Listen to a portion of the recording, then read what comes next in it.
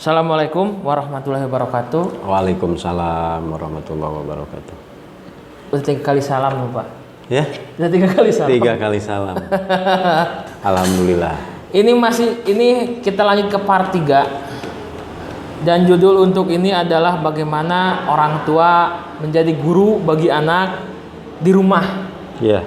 Yang merupakan dari salah satu bentuk istilah nama mengimbangi karena pandemi. Jadi kita dirumahkan belajar yang membuat orang tuanya pun ternyata ikut juga belajar. Cuman ada beberapa orang tua yang mana mendidik itu bukan pekerjaan saya loh. Mendidik itu pekerjaan guru. Jadi guru harus yang ngajar, bukan kita. Tapi mau tidak mau fakta di lapangan berkata bahwa orang tua guru memberikan tugas materi melewat HP, yang mana itu juga menjadi dan di supervisory atau didampingi gitu Pak oleh orang tua. Jadi kurang lebih menuntut orang tua untuk ikut belajar juga. Ya. Dan what the next Pak? Artinya istilahnya kumaha carana orang tua bisa mengajar kepada anak dan anak bisa menerima pembelajaran dari orang tua anak. Ya. Sebenarnya begini Kak. Ya. Dalam menanggapi atau menyikapi permasalahan seperti itu, ini kan extraordinary ya. Ya. Artinya bahwa kejadian yang luar biasa. Sehingga tanpa dipersiapkan gitu kan. Tanpa adanya perencanaan terlebih dahulu, ketika ada pandemi seperti ini, otomatis anak-anak diam di rumah, pembelajaran dilakukan oleh orang tua, gitu kan. Akhirnya yang terjadi seperti apa? Kembali kepada tadi pola asuh itu tadi. Akhir-akhirnya tetap mau pembelajaran PAUD, mau pembelajaran SD, SMP, SMA, pada akhirnya kembali kepada pola asuh itu tadi. Bagaimana pola asuh orang tua terhadap anaknya dengan tipe permisi. Mungkin akan terjadi yang akan terjadi adalah orang tua sama sekali nggak tahu perkembangannya seperti apa. Ya mungkin hanya menyediakan pulsa ataupun kuota, paling hanya itu. Secara bimbingan teknis di rumahnya itu sama sekali tidak tahu. Karena tipe orang tuanya juga ya cuek aja. Jadi menanggapi masalah pandemi ini kan biasa-biasa saja. Tidak extraordinary katanya kan, seperti itu. Karena masalah kehidupan pun, masalah ekonomi pun yang sangat luar biasa menguras apa? Energi, pikiran, kesabaran, ketawakalan dan lain sebagainya. Apalagi harus mengajar, memenuhi kebutuhan anak-anaknya dengan ilmu pengetahuan, dengan mengajarkan itu materi-materi pembelajaran. Yang terjadi seperti apa? Ini beda-beda hasilnya. Mungkin bagi pola orang tua yang mempunyai pola asuh demokratis, mungkin dia bisa mempersiapkan. Ya. Mempersiapkan bukunya, mempersiapkan kuotanya, dan mungkin juga mempersiapkan guru pendamping. Ada sama? Ada. Maksudnya guru pendamping itu bisa diambil daripada atau guru-guru sukwan gitu ya, atau orang-orang profesional misalkan yang terbiasa dengan mengajar privat gitu. Mungkin orang tua yang tipenya demokratis bisa melihat kondisi dan situasi ini demi kepentingan anaknya, dia akan mempersiapkan dengan sepenuh hatinya. Kuotanya disiapkan, materinya disiapkan, dan mungkin di rumahnya juga disiapkan tempat belajar yang sedemikian rupa menyerupai classroom. Mungkin bisa juga dia mengambil tenaga ahli profesionalnya misalkan untuk bisa mengajarkan di rumah. Itu yang tipenya orang tua yang memiliki pola asuh secara demokratis. Yang otoriter mungkin juga bisa.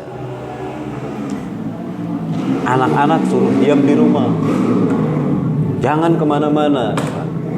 Ayo ini bukunya, belajar. Gitu. Jadi menurut orang tua harus begini ya begini. Yang lebih khawatir itu yang tadi, yang pertama, tipe yang pertama itu. Permisif. Yang permisif, yang cuek, yang acuh. Nah sekarang misalkan kalau dikumulatif, kita ambil rata-rata umumnya begitu ya. Apakah semua kecenderungannya kepada tipe pola asuh orang tua yang permisif, demokratis atau otoriter? Nah itu akan berbeda hasilnya terhadap hasil daripada belajar anak di rumah itu. Pasti hasilnya berbeda-beda.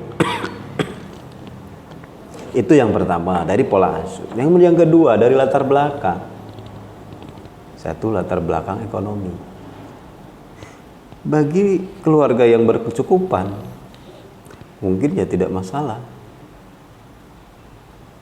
Yang ekonominya menengah ke bawah, mungkin itu dibuat sulit. Ya, apakah semua HP-nya Android? Masih ada loh yang HP Nokia atau bahkan nggak punya HP. Punya HP. Atau bahkan pinjam ke tetangga. Iya. Tapi bisa mencari referensi yang lain.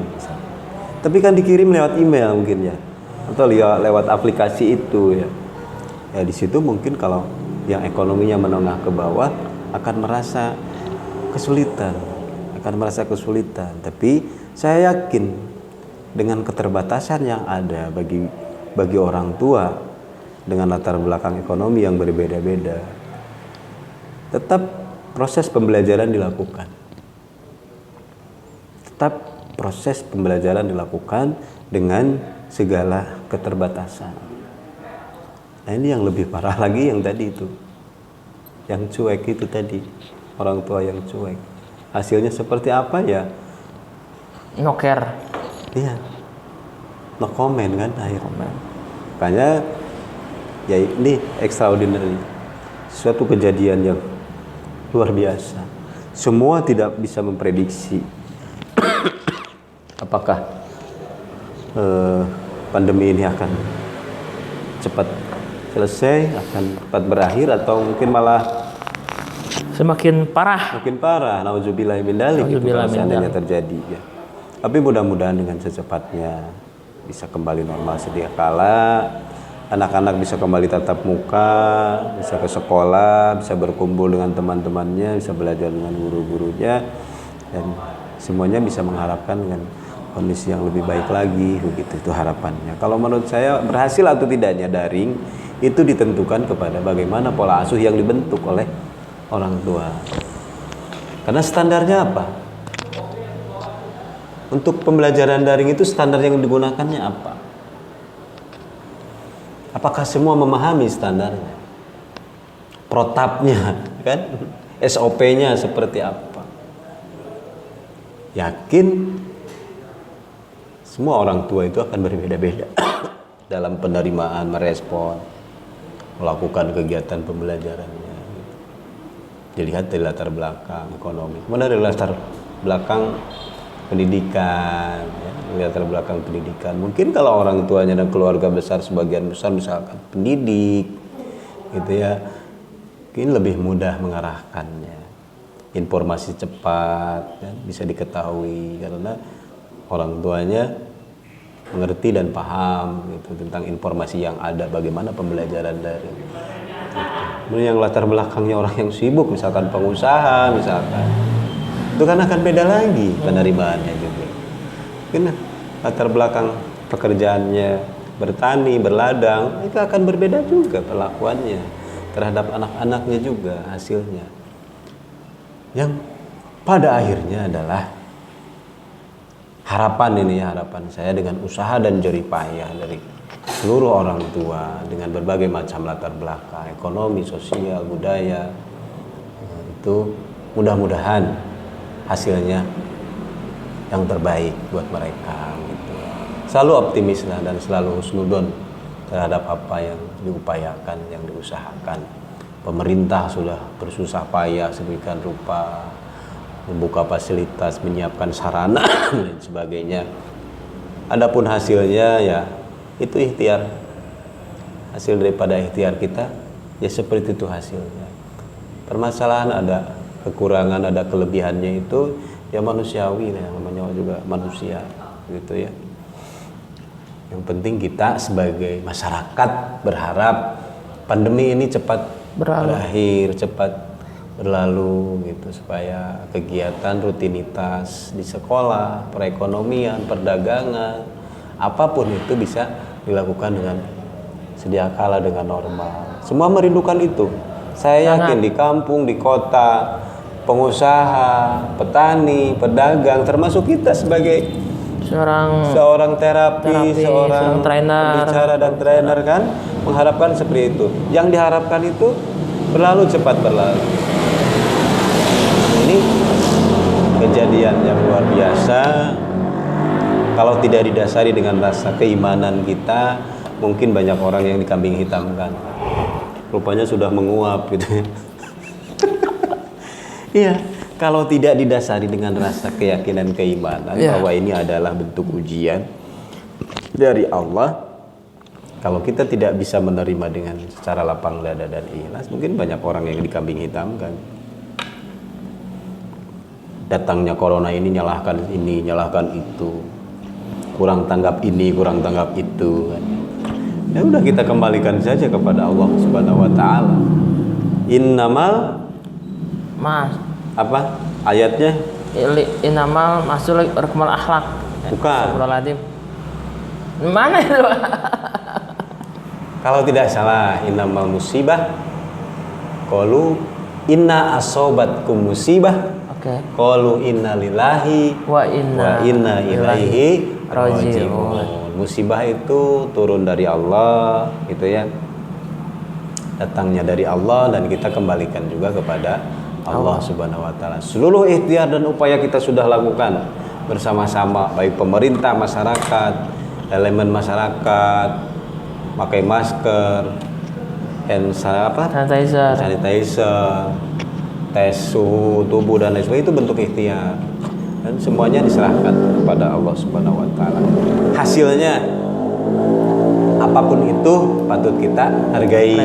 Apapun itu Patut kita hargai, patut kita apresiasi pemerintah, masyarakat dan seluruh elemen masyarakat tentang Covid ini. Mudah-mudahan cepat selesai, cepat berlalu. Amin. Biar kita bisa berkumpul lagi dengan banyak orang tanpa harus pakai masker gitu kan.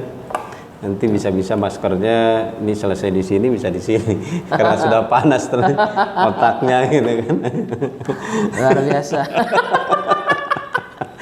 Semakin malam semakin pusing dan semakin ngantuk. Jadi teman-teman, ini merupakan ngobrol edisi paling lama, durasi sekarang masuk ke part ketiga. Sejam setengah mungkin, sampai sekarang udah 2 jam ngobrol. Jadi ini loh, lang kerasa loh ada istilah belajar ente. Jadi kalau teman-teman lihat kayak syuting OPJ misalnya ya, syuting iklan, syuting iklan.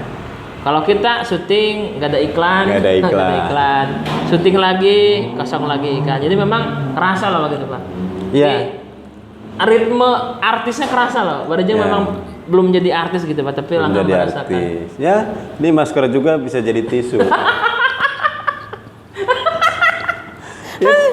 Betul. Jadi multifungsi. Ini satu sisi kita pakai pelindung ini ya, di sisi lain ketika keringat jadi pakai tisu, masya Allah. Aduh, luar biasa. Luar biasa. Jadi awalnya ekspektasi saya awalnya itu adalah saya Langga ngobrol dengan Pak Eris, dengan Bapak, masalah metodologi dimungkinkan Langga tahu loh Pak, dan itu ending lah. Cuman seiring dengan ngobrol yang dari tadi kita awali hingga mungkin sekarang, justru malah jauh sebelum metodologi, jauh sebelum kita bicara PAUD, jauh sebelum gerbang PAUD dan pagar PAUD, bahkan mungkin sebelum anak tidur pun kita masih ada di tataran bagaimana anak pulang dari main, bagaimana anak pulang dari sekolah. Itu pun yang sekitar 10 menit pertama mendidik dengan anak, kita masih di bagian kecilnya loh itu loh. bagian dari esensi pembelajaran, esensi dari pendidikan, core of the core-nya, bagaimana anak belajar, kemudian metode Islam teknik pendidikan untuk anak seperti permisif, otoritatif, otoriter, kemudian juga ada demokratis. Itu baru bungkus loh. Baru kita baca label dalam sebuah merek makanan, belum ke tahap yang lebih detail lagi. Makanya momen sekarang ketemu dengan Pak Eris dengan Bapak, kenapa nggak dari dulu gitu pada? Ya. Itu jadi Dulu kemana gitu. Dulu kemana? Jadi memang Pak Eris datang ke Sumedang dengan track record dia sebagai seorang. Waktu itu lah nggak tahu, gak kita mau sama Aroni, gak kita mau ada yang belajar dari Ciamis. Luar biasa sekali. Dan memang sih Langa akui semua kebanyakan murid dari luar. Yang mau belajar hipno kebanyakan bukan dari Sumedang. Pulang Sumedang saja ya. Dari Malaysia. Dari Malaysia yang paling jauh, dan juga rekan-rekan yang lain. Sekarang dari Ciamis, oke lah, luar biasa. Baru memang jauh sebetulnya jauh Pak, Ciamis lumayan. Siap. Bisa kan Aroni bilang usia sekian enggak? Namanya ini, pekerjaannya ini. Oh, berarti itu trainer jadi gitu ta. Jadi kan kalau kita teman-teman nanti belajar hipno, teman-teman akan menemukan fase di mana belajar, praktek, trainer. Kalau Pak Eris udah levelnya udah beda lagi, udah langsung ya level trainer, di mana beliau udah menguasai jadi Islam apa yang Pak Eris lakukan selama menjadi seorang guru itu adalah hipno yang memang. Jadi ketika kemarin Pak Eris datang ke Sumedang belajar hipno, Pak Eris bukan belajar hipno, tapi lebih kepada bahasanya saja, istilahnya saja. Karena Pak Eris sudah melakukan hipno dengan baik dan benar. Makanya selalu luar biasa buat Pak Eris mau belajar dengan lebih luar biasa lagi ke Sumedang hingga sekarang. Dan pada saat waktu itu lah nggak tahu Pak Eris itu Pak Wad waktu ada acara kumpulannya MSC waktu itu sebelum berangkat ke Malaysia. Teman-teman nanti bisa lihat juga video-video sebelumnya yang dari mulai kemarin hingga sekarang. Jadi itu Langa kurangnya bahkan nggak care loh Pak. Karena Langa berpikir Langa nggak perlu anak. Bukan nggak perlu anak, diralat ya. Iya. Salah ya. Kalau sekarang mungkin belum ya. Ya belum, segera. Jadi istilahnya adalah malas lah kalau Langa bicara dengan anak. Malas karena memang Langa nggak tahu bagaimana cara pola bahasanya dan juga memang Langa perlu proses pembelajaran untuk itu. Cuman setelah dipikir seperti ini, jadi dulu mah kan gini Pak, ada anak masalah yang tadi Langa sebutkan misalnya ketika dia sudah minum dilempar.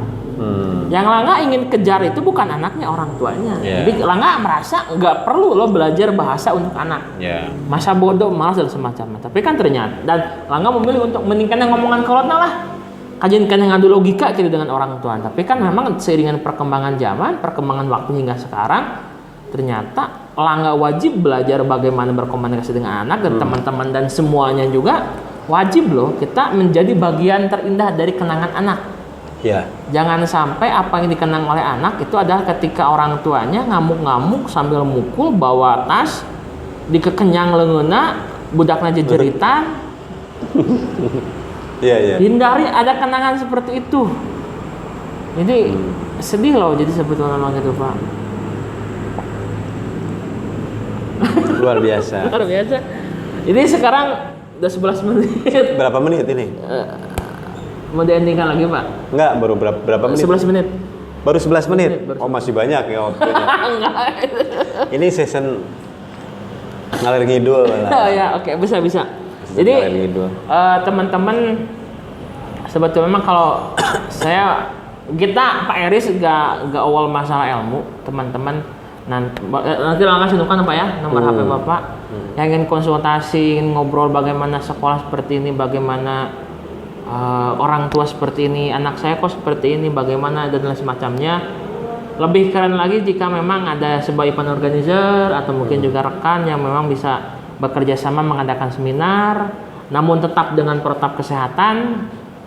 Silahkan hubungi langsung beliau, baik itu mungkin di Sumedang, mau di tingkat sampai ke tingkat nasional, kita bisa obrolkan, kita berikan ilmu yang memang kayaknya sehari nggak cukup ya Pak.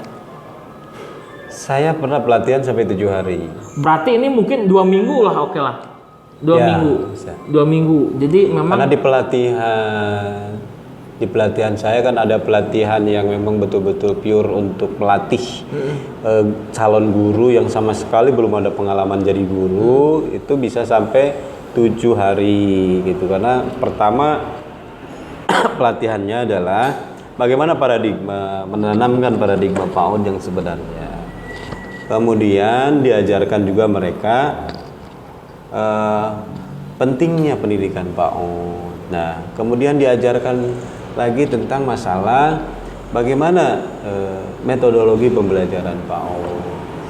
Kemudian bagaimana cara membuat sumber belajar, alat edukasi gitu. Bagaimana membuat teknik evaluasi. Bagaimana teknik pembuatan raport kan. Bagaimana teknik mendongeng. Bagaimana teknik bernyanyi, teknik tepuk, teknik game panlearning gitu kan. Bagaimana teknik membuat tarian. Wah, luar biasa. Jadi 7 hari itu insya Allah keluar dari pelatihan itu sudah siap untuk di lapangan, itu action gitu. kurang lebih 7 hari ya Pak ya? 7 hari. Tapi kalau memang basically sudah ada gitu ya, sudah sering pelatihan sehari cukup, tergantung materi apa yang sebenarnya dibutuhkan gitu kan. Tapi lebih nyamannya seminggu lah Pak ya? Oh, seminggu luar biasa bisa. Jadi mungkin teman-teman nanti bisa dikomunikasikan langsung dengan Pak Eris bagaimana teknisnya pembiayaan seperti apa. Kemudian juga ingin ngobrol secara langsung bisa, ingin privat ngobrol mengenai anak pun bisa, silahkan langsung hubungi beliau. Konsultasi ya bisa. Kalau misalnya mungkin ke Sumedang nanti bisa buat janji. Kalau memang teman-teman ada yang di wilayah Ciamis bisa langsung ke Ciamis. Di Ciamis ada perkumpulannya. Nanti mungkin info lengkap ya Pak, nanti Langga minta kepada Bapak, nanti Langga cantumkan di link deskripsi. Jadi memang momen sekarang itu adalah momen pembaharuan diri dengan pengembangan diri dalam lebih kepada riset dan development humanity. Artinya AKB, adaptasi kebiasaan baru, atau mungkin ya disebut saja new normal, dalam artian kita akan menjadi normal yang baru, menjadi seseorang yang baru. Dalam artian baru dalam segi mindset, baru dari segi fisik juga, baru dalam segi psikologi seperti juga. Seperti lahir kembali. Karena memang lupa Langga merasakan sekali dampak dari corona ini, yang dimana dulu kita mungkin nyaman lah Pak ya, ketemu dengan 100 orang, 200 orang di suatu gedung aula besar gitunya, di SD, SMP, enggak SD mah, Langga enggak SD. Iya, SMP, SMA belum, kuliah, kemudian juga umum. Itu bagi Langga, itulah Langga gitu kan. Dengan sekarang ada perubahan kondisi pandemi, orangnya berubah, fisiknya berubah, psikologinya berubah, Langganya pun mau tidak mau berubah. Kita bertahan atau mati, karena memang itu cara yang harus kita lakukan sekarang. Kalau kita bicara tentang anak dan PAUD, maka sebetulnya juga teman-teman ada 2 pilihan ketika menyikapi masalah ini. Teman-teman berubah, mati mah enggak lah, karena enggak terlalu itulah. Cuman dalam artian stuck di sana, atau teman-teman harus berubah. Jadi berubah yang kumaha apanya istilahnya mah, mau tidak mau loh Pak. Ya, berubah. Jadi sebuah pilihan berubah itu. Ya. Karena kalau nggak berubah, stuck di tempat tertentu, kita akan ketinggalan. Ya. Kita akan sangat-sangat jauh.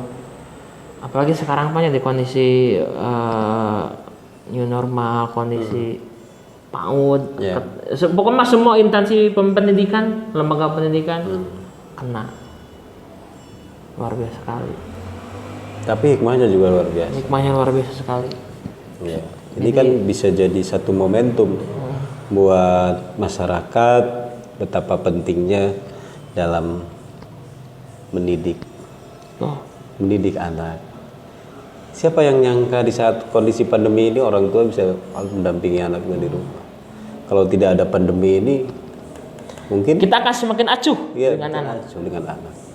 Ya mungkin bisa jadi momentum juga buat orang tua. Oh iya, berarti saya harus memang betul-betul care, perhatian kepada anak.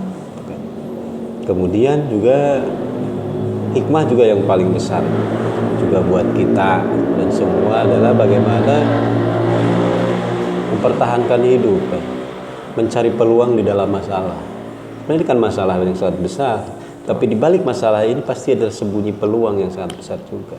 Makanya kita pintar-pintar mencari peluang di dalam masalah ini untuk bertahan, gitu kan. Untuk bertahan demi kelangsungan hidup kita kan seperti itu. Betul, luar biasa sekali Pak. Jadi kita bicara peluang, tantangan, harapan, yang mana untuk sesi sekarang itu jadi prioritas utama.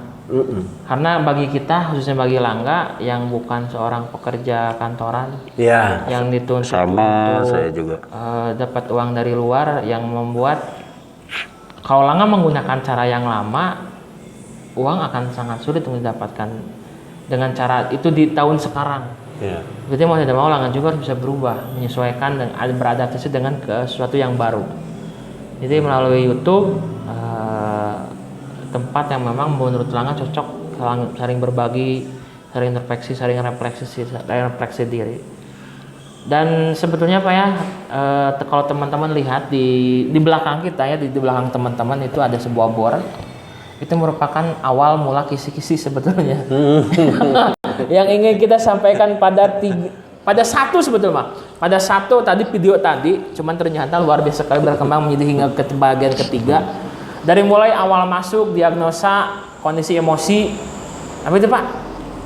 Perasaan awal si anak.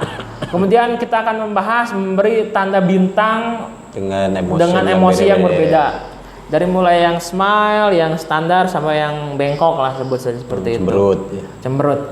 Memisahkan PD peserta didik antara yang siap belajar dengan yang belum siap belajar. Dilihat daripada emotion yang berbeda tadi. Kemudian juga berikan pelajaran situasional sesuai kondisi. Fleksibel. Kemudian itu apa Pak? Terakhir multiple intelligence. Itu hal yang akan sebetulnya kita prioritaskan untuk kita bahas. Yeah. Cuman ternyata yang ketika tadi Langga gali lebih dalam lagi, boborah ka dieu gitu banyak. Boborah ngabahas eta. Boborah ngabahas ieu. Anakna sorangan karek hudang sare geus dikondisikan kurang nyaman oleh orang tuana. Betul. Ketika anak paginya enggak nyaman hingga siangnya hingga bahkan malam hari dan diulang ya setiap hari. Percuma loh kita ngebahas bagaimana anak memakai baju, bagaimana anak mau masuk ke sekolah, bagaimana anak salam dengan guru, bagaimana anak mengucapkan salam, bagaimana mengucapkan terima kasih, maaf, permisi dan semacamnya. Minta tolong. Kita nggak bahas itu loh Pak. Ku ngabahas ayeuna anak baru bangun tidur pun itu bahkan nggak sampai ke sana loh itu.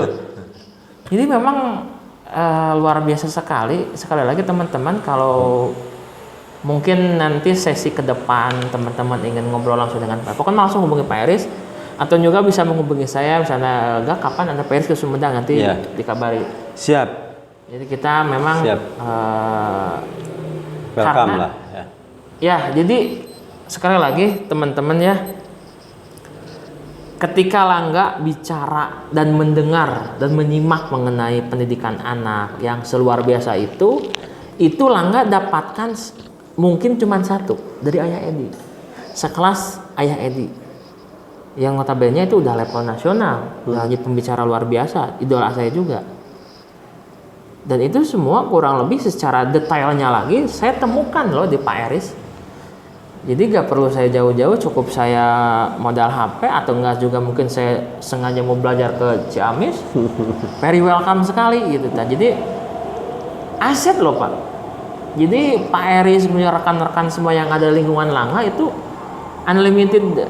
Jadi nggak ada, kalau kita bicara edisi terbatas ya. Edisi sangat terbatas.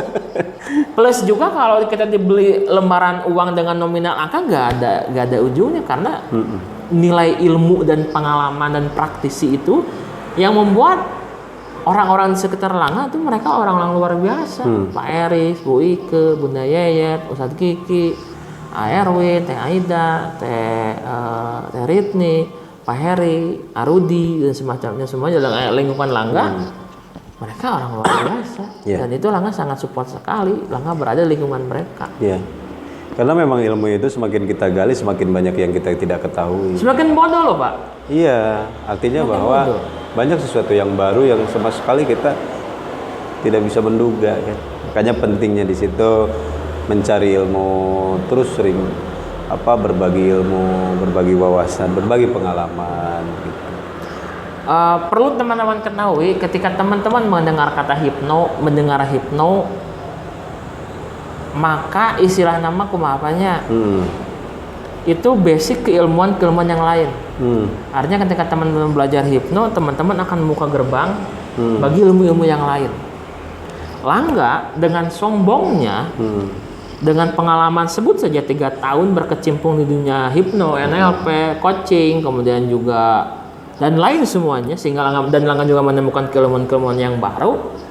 Langga mengukur dan menganggap Langga itu is amazing person gitu, luar biasa lah. Tapi dengan Langga sekarang membuka channel YouTube, ketemu dengan banyak orang luar biasa di sekitar Langga, justru semakin Langga sadar loh, Langga itu nggak ada apa-apanya loh, Pak. Walaupun sebut saja Langga pernah ada klien orang mana, Langga pernah ada yang ingin belajar akademisinya lebih tinggi dan semacamnya. Langga oke lah gitunya, jumawa gitu, luar biasa lah. Tapi ketika Langga udah pasti kalau dengan Pak Eris udah pasti, tapi dengan orang-orang di sekitar lain, semakin Langga belajar mendengarkan, daging semua omongannya gitu Pak. Ceritanya itu luar biasa, yang memang. Jadi ketika Langga memilih jadi seorang hipnoterapis, ini upaya Allah Subhanahu Wa Taala memberikan kepada Langga agar Langga terus memperbaiki diri loh, Gak. Dengan kamu tahu masalah orang lain, kamu bisa belajar lebih dalam lagi tentang hidup, tentang agama, tentang kehidupan, tentang sosial. Itu loh keren Langga, Pak, luar biasa sekali. Dengan hipno pun saya ketemu dengan Pak Eris, dengan banyak beragam orang-orang luar biasa. Dan itu amazing person sekali Pak. Jadi yang harapannya adalah memang pada momen ini rencananya cuma sebetulnya satu video, cuman ternyata adalah jadi sambung menyambung menjadi satu hingga part 2, part 3 jadi hingga Pak. Udahlah Pak di part 3. Kita tutup di part 3 aja. Nanti kedepannya kita bisa kondisikan lagi. Cuman yang jelas this amazing moment gitu Pak. Luar biasa. Awalnya tadi bahkan mungkin dari kemarin malam jam 12 malam kita buat konten hingga tadi pagi kita juga buat konten lagi sekarang. Dan itu tujuan Langga cuma satu. Langga ingin mengcopy atau bahkan mungkin mencuri ilmu dari Pak Eris mengenai PAUD. Dan ternyata beberapa PAUD-nya Pak, dari mulai bagaimana anak bangun tidur pun itu masih PR itu. masih belum kenal loh, masih jadi misteri panjang luar biasa. Makanya teman-teman, karena memang keterbatasan waktu, jadi mungkin besok Pak Eris pulang lagi ke Ciamis. Next time lagi mungkin bisa ke Sumedang lagi karena memang sangat terbatas sekali. Jadi bagi teman-teman yang memang haus akan ilmu, betul-betul istilah nama ingin belajar lebih dalam lagi, merasa saya ingin menambah ilmu lagi, ingin ngobrol lagi, silakan hubungi langsung Pak Eris. Kalau mungkin untuk lebih nyaman sebetulnya kita benar-benar jor-joran pelatihannya Pak ya. Biar lebih terarah, terukur, tersistematis sehingga apa yang Pak Eris sampaikan bisa diaplikasikan langsung di situ. Bagaimana teknik pengalihan, teknik mengembalikan fokus, bagaimana teknik menari. Kan kebanyakan kita kan kalau mau acara-acara pentas itu kan paling beli kaset ya. Lihat bagaimana gerakannya, tutorialnya kan seperti itu.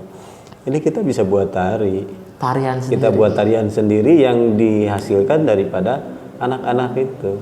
Kita menggabungkan saja sebenarnya. Misalkan begini, kita buat satu musik yang ngebeat misalkan, atau musik yang memang disenangi oleh anak-anak gitu ya, yang untuk merangsang anak-anak itu bisa berjoget. Kita setel aja, kita tonton anak-anak. Si A gerakannya seperti apa, si B gerakannya seperti apa, si C. Kita gabungkan menjadi satu kesatuan. Itu tarian lahir daripada kreativitas anak-anak. Kita hanya mengkombinasikan, mungkin menambah sedikit terus pada lebih luas ataupun lebih bagaimana gitu. Tapi lahirnya gerakannya itu dari anak-anak yang kita putar musik sebenarnya. Itu Langga baru sampaikan kata tari dan Bapak sudah menjelaskannya. Dan kalau Langga tanya lagi, satu sesi lagi tuh, loh. Mending nantilah di pelatihan ya. Nantilah di pelatihan, jadi memang pelatihan. bingung loh, karena memang kan gitu loh. Ketika teman-teman belajar langsung ke Pak Eris, teman-teman itu bukan membeli apa yang menjadi teori, enggak. Tapi ketika teman-teman berkontribusi, saling berbagi, saling mengisi, teman-teman itu mendapatkan ilmu yang 6 tahun diaplikasikan dengan track record yang langsung luar biasa. Dan itu sudah dalam bentuk paket pelatihan yang memang teman-teman bisa langsung praktekkan. Itu nyata apakah di lapangan sesuai dengan memang kebutuhan masyarakat dan kebutuhan PAUD. That is itu yang memang dibutuhkan oleh kita semua gitu ta. Dan itu ya kalau menyesali, sangat menyesal Pak. Jadi kenapa Langga dulu belum mau untuk bertanya, belum mau untuk sharing, belum untuk ngobrol. Karena dulu kan sebetulnya YouTube udah ada, harmeureun can tapi kakieu lah. Cuman menutup diri ya. Nah, jadi kebanyakan feodalis. Seperti itu, Pak. Ketemu dengan Pak Eris yang dibahas itu apa, Pak? Apa dah? Kan nggak ada loh. Jadi nggak jadi daging loh. Jadi kalau ketemu dengan Pak Eris di Pila di sana Cisalak, Eris damang nggak rupa. Yo, siapa Kang ngisi gas? Siap. Minggu depannya lagi Pak Iris ngisi, siap. Dan itu semua nggak berhubungan dengan aplikasi ya. Itu semua teoritis. Jadi memang itu kan mentah yang diberikan oleh Mas Roni, bagian juga oleh Langga, oleh juga Pak Iris. Yang mentahan ini silahkan aplikasikan di prakteknya masing-masing. Dan waktu itu memang nggak ngeh loh, Pak Iris ini adalah orang yang sangat luar biasa khususnya dalam PAUD. PAUD ya. Jadi bahkan Langga, itu Langga pernah cerita loh, nyambung yang kemarin Pak, yang waktu Bapak loss itu, bahkan kan videonya juga namanya the lost master gitu, karena hilang gitu bener. Itu istilah nama, ya Allah Gusti pusing. Jadi kuburan di mana gitu kan ya. Lamun memang gering sok atau gering naon. Dirawat di mana? Gitu. Mun bisa mantuan naon. Puguh gitu tah. Mun itu maot di mana jasadna, di mana dipurupkeunana. Lamun bisa dipindahkeun gitu. Bisa mungkin sebagai ciciren gitu. Tapi memang loh Pak, dulu yang Langga kenal dari seorang Pak Iris, seorang Bapak itu kan mungkin dari sisi hipnoterapinya Pak. Kan memang dulu kita itu fokus sudah hipnoterapi dalam artian masalah iya kita bahas dengan sugesti ini. Masalah ini kita bahas dengan sugesti ini. Lupa bahwa ternyata di PAUD pun Pak Iris expertnya, dan Langga baru ngehnya itu sekarang ya dengan kita membongkar inilah gitu Pak.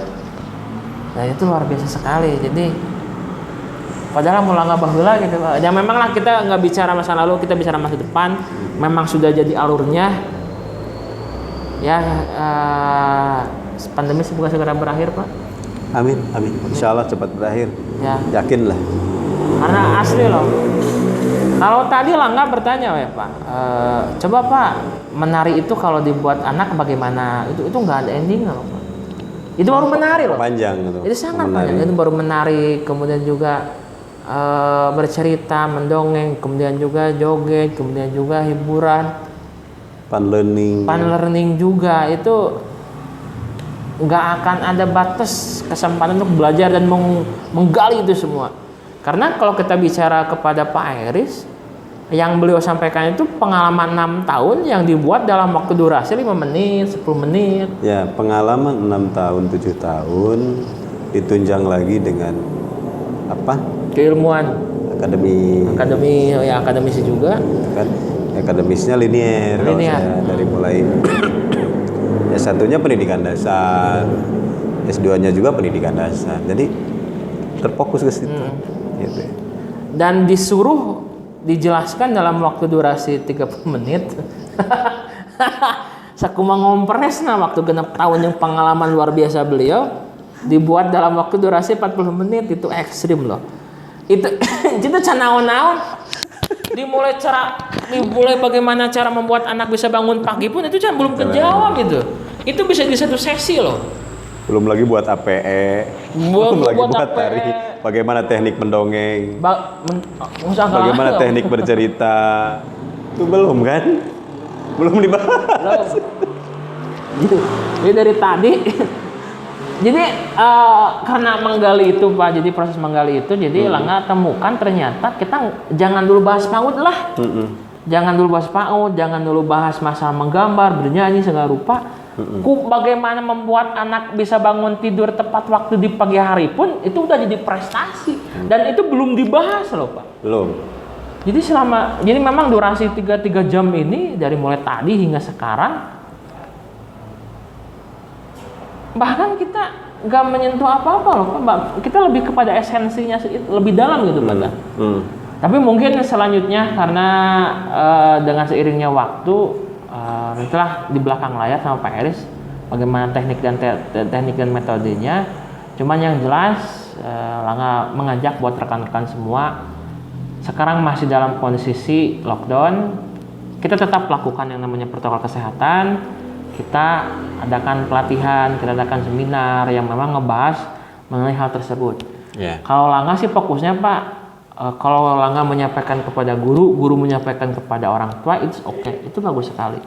Tapi menurut Langga akan lebih luar biasa lagi jika memang gurunya belajar, gurunya belajar, orang tuanya belajar, bahkan mungkin juga bagian dari masyarakat tertentu juga belajar.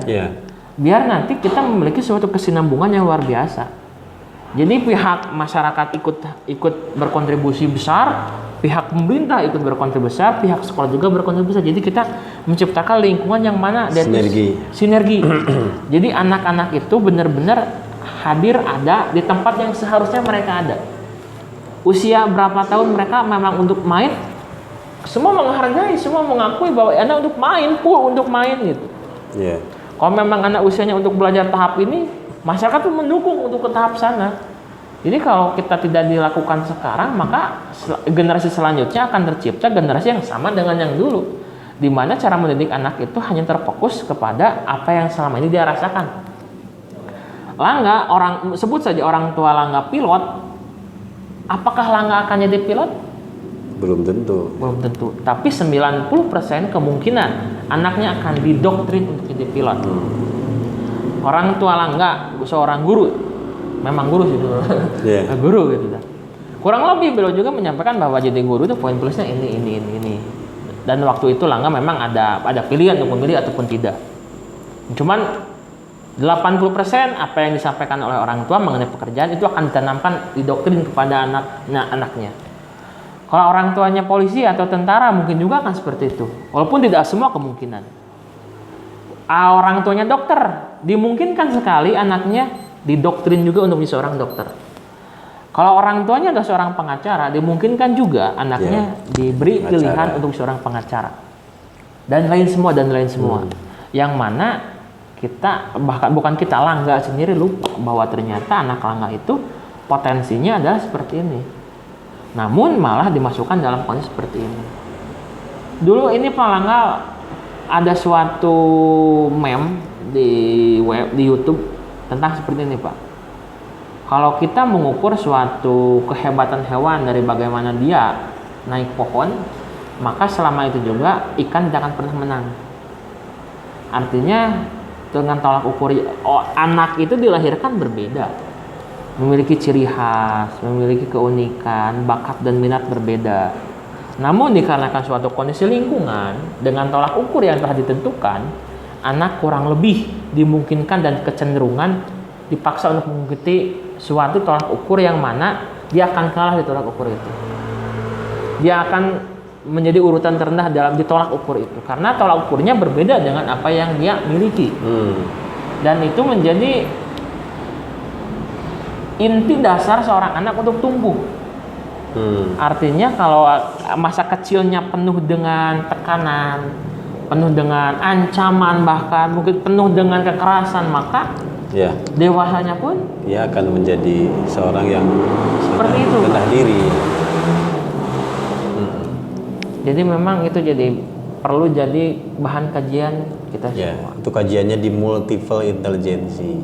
Oh itu termasuk Ya, gitu Pak? Termasuk. Oke. Jadi keunikan anak-anak itu